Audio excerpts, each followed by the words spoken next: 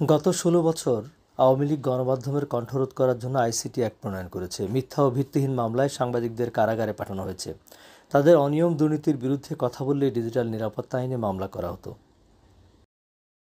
গত বুধবার চট্টগ্রাম নগরীর লাভলেইন চট্টগ্রাম মেট্রোপলিটন সাংবাদিক ইউনিয়ন সিএমইউজে কার্যালয়ে দৈনিক সংবাদ সারাবেলা অষ্টম বর্ষে পদার্পণ উপলক্ষে আয়োজিত শুভেচ্ছা বিনিময় অনুষ্ঠানে বক্তারা এসব কথা বলেন।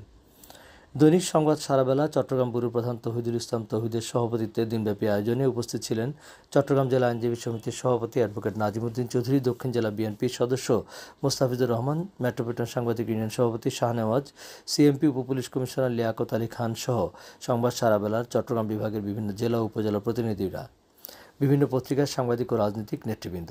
অনুষ্ঠান শেষে অতিথিরা ফুল ও কেক দিয়ে শুভেচ্ছা বিনিময় করেন।